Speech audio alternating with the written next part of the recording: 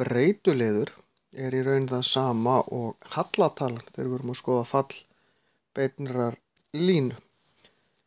Svona lína eða jafnan lítur oft svona út. Þetta hérna köllum við fasta lið eða skurðpunktu y-ás, því þetta fyrir þessa línu er alltaf eins. Hallatalan er svo 2, það er að segja talan sem er hjá x-inu.